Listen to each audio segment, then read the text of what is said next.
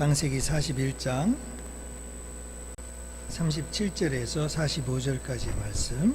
바로와 그의 모든 신하가 이 일을 좋게 여긴지라. 바로가 그의 신하들에게 이르되 이와 같이 하나님의 영에 감동된 사람을 우리가 어찌 찾을 수 있으리 하고 요셉에게 이르되 하나님이 이 모든 것을 내게 보이셨으니 너와 같이 명철하고 지혜 있는 자가 없도다. 너는 내 집을 다스리라. 내 백성이 다 내 명령에 복종하리니 내가 너보다 높은 것은 내 왕자뿐이니라. 바로가 또 요셉에게 이르되 내가 너를 애굽 온 땅의 총리가 되게 하노라 하고 자기 인장 반지를 빼어 요셉의 손에 끼우고 그에게 세마포 옷을 입히고 금사슬을 목에 걸고 자기에게 있는 버금 수레에 그를 태우매 우리가 그의 앞에서 소리지기를 엎드리라 하더라. 바로가 그에게 애굽 전국을 총리로 다스리게 하였더라. 바로가 요셉에게 이르되 나는 바로라. 애굽 온 땅에서 내 허락이 없이는 수족을 놀릴 자가 없으리라 하고 그가 요셉의 이름을 사브넷 바네아라 하고 또 오너의 제사장 보디베라의 딸 아스낫을 그에게 주어 아내로 삼게 하니라. 요셉이 나가 온 땅을 순찰하니라. 오늘 우리 온 가족 예배입니다. 요셉은 아버지 야곱의 사랑을 듬뿍 받고 자랐습니다. 엄마 라헬의 사랑도 특히 많이 받은 것 같아요. 그런데 슬픈 일이 생겼어요. 엄마가 동생 베냐민을 낳다가 그만 돌아가셨습니다. 얼마나 슬펐을까요? 흑흑흑. 그러자 아빠 야곱이 아들 야곱을 특별히 더 사랑했습니다. 그런데 아버지 야곱이 요셉을 더 사랑하시는 모습을 본 형님들이 요셉을 미워했어요. 미워한 걸로 그치지 않고 형들은 요셉을 이집트의 종으로 팔아 넘겨버렸답니다. 요셉은 잘 모르는 아저씨 손에 이끌려서 그 먼 길을 혼자 가게 되었어요. 얼마나 무서웠을까요? 요셉은 이집트의 보디발이라는 바로 왕의 친위 대장 집에 팔려버렸어요. 그리고 거기서 종으로 일을 하게 되었답니다. 힘들고 외로웠지요. 하나님은 요셉의 그 힘들고 외로운 마음을 아셨어요. 그래서 하나님이 그와 함께 해주셨지요. 그래서 요셉이 하는 일이 잘 되었어요. 그 하는 일들마다 모든 게 잘 됐어요. 그런데 어떡하지요? 억울한 일이 생겼어요. 자기가 하지도 않은 일인데 자기가 했다고 사람들이 모함을 하는 거예요. 그래서 감옥에 갇히게 되었어요.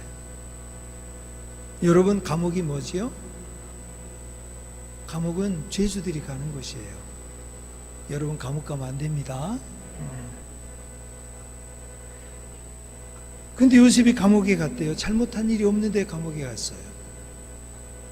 얼마나 억울했겠어요. 내가 안 했단 말이야. 형이 한 일이라니까. 제가 먼저 저한테 시켰던 거예요. 저는 한 적이 없어요. 너무 마음이 아파요. 이럴 때 요셉은 어떻게 생각할 수 있었을까요? 하나님은 나와 함께 계시지 않아. 왜 엄마는 먼저 돌아가신 건 거야? 아빠는 왜 나를 찾질 않아? 왜 나에게만 안 좋은 일이 생기는 거지? 싫어. 나빠. 미워. 안 할 거야. 이렇게 생각하면서 지낼 수 있었어요. 근데 요셉은 어떻게 지냈을까요? 그리고 시간이 흘렀어요. 자, 여기 있는 사람은 누굴까요? 그 사람은 바로 왕이에요. 이집트 바로 왕이 꿈을 꿨는데 너무 무서운 꿈을 꾸었어요. 무슨 뜻인지 알 수가 없어요. 그래서 괴로웠어요. 그때 옆에 있는 신하가 와서 제가 꿈을 잘 풀어주는 사람 한 사람을 알고 있어요. 바로 왕이요. 그 사람을 불러다가 꿈을 해석해 달라고 해 주십시오. 그래서 바로 왕이 요셉을 불러서 물었어요. 그래, 너는 꿈을 잘 풀이한다면서 내가 꾼 꿈이 있는데 내 꿈을 풀어줄 수 있겠느냐? 그러자 요셉이 대답했어요. 아닙니다, 바로 왕이요. 내가 풀 수 있는 능력이 있는 사람이 내가 아닙니다. 하나님이 대답해 주실 겁니다. 여러분, 그리고 나서 바로 왕의 꿈이 어떻게 됐을까요? 그가 밤을 못 자면서 걱정하고 두려워하고 불안해하던 그 꿈을 요셉이 다 풀어주었어요. 와, 놀랍지요?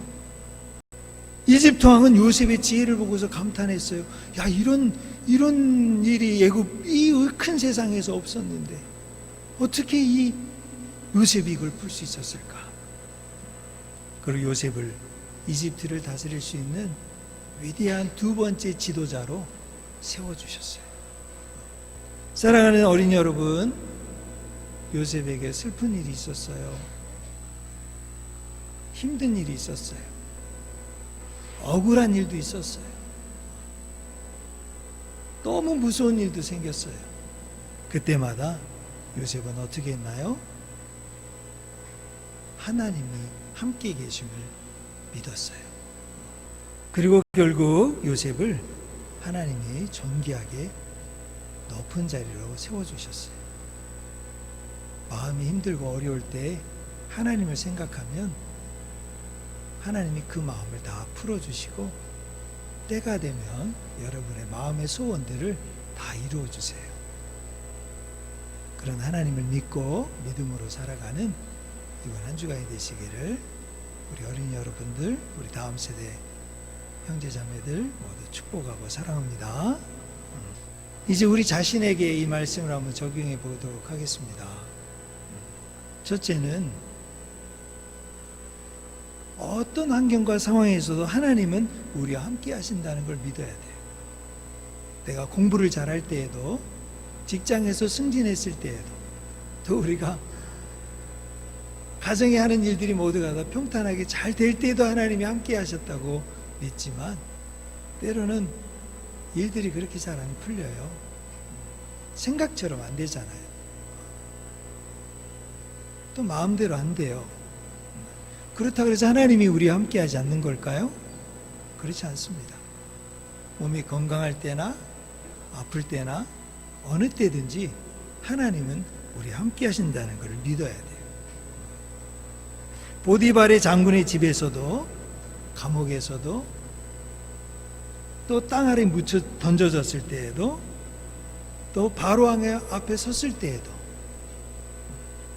심지어 30세가 돼서 총리의 자리에 섰을 때에도, 그렇지 않아요? 어려울 때는 사람이 겸손해질 수밖에 없잖아요. 그런데 높은 자리에 점점 올라가면 그런 마음을 잊어버리기 쉽거든요. 그래서 우리 마음속에 한 가지 꼭 기억할 것은 하나님은 언제든지 어떤 환경과 상관이 없이, 우리는 환경하고 상황의 지배를 받아요. 그렇지만 하나님은 그런 것과 상관이 없이 나와 함께 하신다. 이게 하나님 믿는 사람의 장점인 것 같아요. 그래서 그 환경 속에서, 어떤 일과 어떤 환경 속에서도 어떻게 돼요? 감사하는 마음을 갖죠. 왜 나만 그래? 왜 우리만 이러는 거야? 왜 저 사람은 이렇게? 왜 이 사람은 저렇게 생각해? 그렇게 생각하지 않아요. 어떤 환경과 상황에서도 하나님은 우리와 함께 하시고 우리를 보호해 주신다. 두 번째는 요셉이 보호를 받고 하나님이 요셉과 함께 하시는 것을 통해서 사실은 요셉의 주변이 보호를 받아요. 내가 정직하고 내가 깨끗하고 도덕적으로 살면 내 주변에 있는 사람이 도덕적인 영향을 받아요.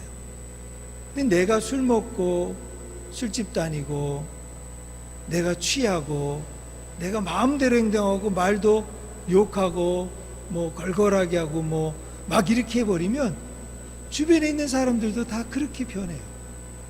아니, 변한 게 아니라 그런 사람들이 주변에 같이 있게 돼요.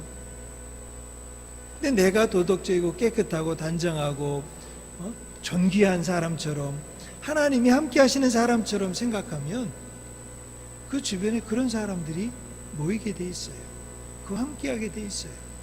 요셉이 하나님과 함께해서 하나님의 보호하심을 받으니까 요셉의 주변이 하나님의 보호하심을 받아요. 이게 하나님 믿는 사람의 행복 아닐까요? 에이, 내가 왜 주변이 행복하고 좋게 만들어져요? 나만 행복해야지.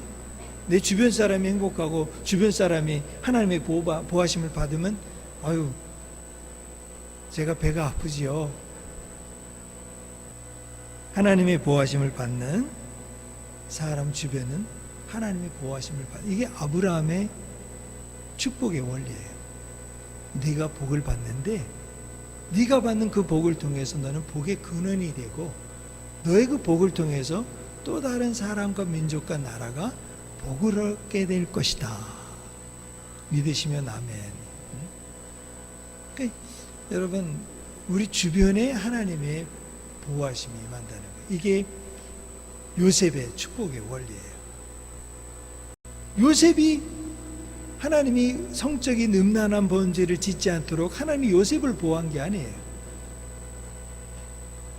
하나님이 보디발 가정을 보호해 주신 거예요. 보디발과 그 아내가 그 음란한 죄를 지었다면 그 가정이 어떻게 됐겠어요? 하나님이 요셉만 보호한 게 아니에요. 감옥을 보호해 주셨어요. 감옥에 갇힌 억울한 사람들, 감옥에 갇힌 수많은 사람들을 도와주고 돌봐주는 은혜를 끼치는 일이 생겼던 거죠. 요셉이 감옥에 들어갔으니까. 요셉이 애굽 땅에 떨어졌어요. 애굽 땅에 떨어졌는데 요셉만 애굽 땅에서 야, 나 총리 됐다. 야, 나 성공했어. 역전 인생. 그래서 이스라엘 신문에 이집트 나라에 가서 성공한 이스라엘 사람이 있다. 요셉. 그렇게만 쓰인 게 아니라는 거죠. 요셉이 감으로 그 땅의 기근과 흉년과 어려움들을 해결할 수 있는 은혜를 끼친 거죠. 하나님이 보호하신 거예요. 그 애굽 땅까지도, 그 이방과 우상이 가득한 땅까지도 하나님의 백성을 통해서 보호. 이게 성경의 원리예요. 소돔과 고모라가 그렇지 않습니까? 의인 10명이 있으면, 요나가 그렇지 않습니까? 하나님의 백성 한 사람이 그곳에 가지 않고서 기도하면 그걸 고쳐주시죠. 아니에요. 그곳으로 가게 만드는 거예요. 그 한 사람을 통해서 니느웨 성에 죽어가는 12몇 명이 돌아오게 되는, 하나님의 음성을 듣게 되는 사건을 만드시는 거예요. 오늘 우리 미션 교회가 여러분의 한 분 한 분이 그렇게 소중하고 존귀한 거예요. 여러분의 인생을 향한 하나님의 소망과 꿈이 그렇게 크고 위대한 거예요. 그래서 하나님이 바라시는 일이 내가 너와 꼭 함께하고 싶고, 내가 너를 잘 사랑하고 싶고, 내가 너가 잘 되기를 원한다. 정말 잘 됐으면 좋겠다. 잘 돼서 너도 기쁘고 즐거운 인생을 살지만 너를 통해서 주변에 있는 사람들이 하나님을 인정하고 하나님을 알게 되는 그날이 오게 되기를 소망한다. 이게 바로 요셉을 통해서 보여주시는 거죠. 우리가 할 수 있는 일이나 가진 것이나 우리의 생각은 다 짧고 부족합니다. 그러나 저는 이 믿음이 있어요. 나를 통해서, 여러분을 통해서, 우리 미션 교회를 통해서 주변이 하나님을 인정하고 하나님의 보호하심을 받게 될 것이다. 그리고 세 번째는 맨 마지막에 여러분들 오늘 본문 말씀 읽은 거에 보면 창세기 41장 45절에 보면 요셉의 이름이 다 바뀌어요. 사브넷 바네아. 그리고 요셉이 아내를 얻는데 누구 아내를 얻어요? 애굽 제사장 온의 딸을 아내로 얻어요. 애굽의 우상 숭배를 제일 앞장서서 하는 제사장. 그는 하나님 나라 제사장이 아닙니다.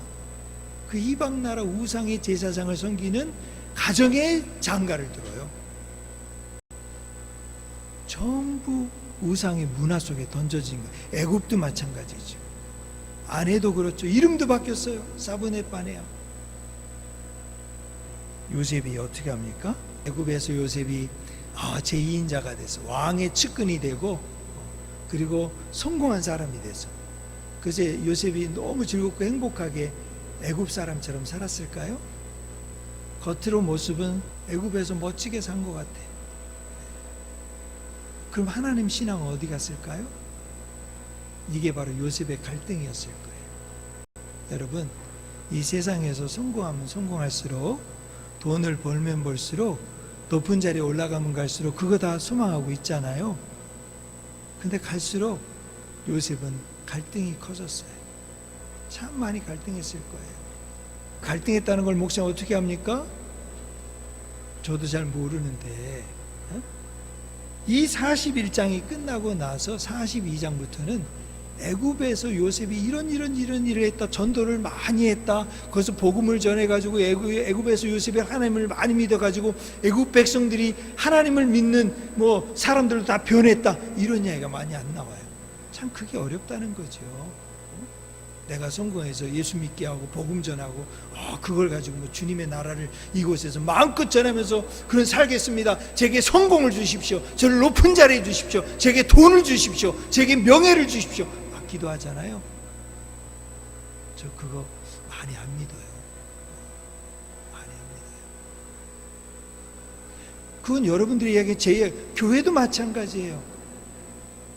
주님의 일과 주님의 비전을 가지고 주여 우리 교회가 이렇게 부흥하고 성장하면 주님의 나를 위해서 쓰고 주님의 뜻을 위해서 쓰고 막 하겠습니다. 그 쉬운 일이 아니거든요. 그러니까 요셉은 그 갈등이 그 다음에 42장 요 이야기 딱 끝나고 나잖아요. 애굽에서 총리되고 나서 애굽의 이야기가 싹 사라지고 누구 이야기 나온지 아세요? 요셉, 야곱의 이야기가 나와요. 요셉 형제들 이야기가 쫙 나와요. 그게 나머지 42장부터 49장까지 50장까지 그 이야기가 나와요. 물론 그 사이에 이제 7년 다스리면서 흉년을 맞고 풍년 때 저장해서 온 나라와 백성들을 부흥케 하고 나라를 잘 다스렸다는 이야기가 나오긴 나오지요.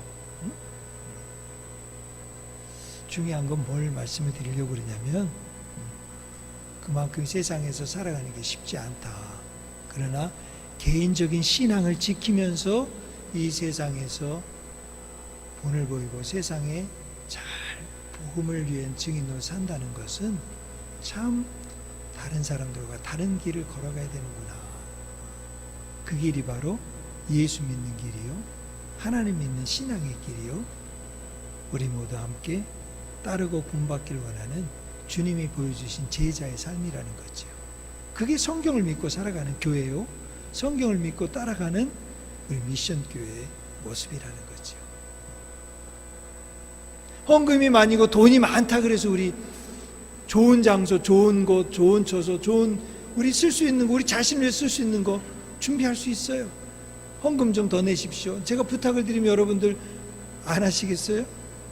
지금도 충분히 마음껏 잘 하시는데, 이거 우리 해야 되니까 이거 좀 합시다, 그렇게 하잖아요. 이거 우리 작정해서 이렇게 해서 우리 몇 년 동안 이렇게 하는 거 멋있게 이렇게 구차하게 막 하지 말고 그렇게 좀 해가지고 우리 좀 멋있게 한번 해보십시다. 할 수 있지요. 그럴 날이 분명 우리에게 오게 될 줄로 믿습니다. 그걸 싫어하는 건 아니에요, 여러분. 우리 목사님은 그런 거 그렇게 소문내지 마세요. 지금 우리가 정한 것을 이루어가면서, 우리가 뜻한 것을 이루어가면서 때가 되면 주님이 우리를 인도하신다는 믿음을 갖고 있어요. 그 믿음으로 우리는 지금 가고 있는 거예요. 여러분들이 그런 믿음을 가지고 기도하고 그런 믿음으로 같이 나가면 하나님이 진짜 하나님이 행하셨구나, 하나님이 일하시는구나, 이거를 우리가 보고 싶은 거 아니에요? 그래야 성경을 읽고 성경으로 돌아가고 성경대로 살고 성경대로 믿고 성경을 지켜 행하는 자가 복이 있다고 그랬는데, 그거를 생각하면 쉽지 않은 길이지만 우리가 성경을 믿고 잘 순종하면 분명한 것은 하나님은 복을 주신다. 그 주변도 복을 주신다. 그리고 그 환경 속에서 하나님 행하신 모든 일들을 우리 모두가 보게 만드실 것이다. 이 믿음으로 우리 모두 살아갈 수 있게 되기를 주 예수의 이름으로 축복합니다.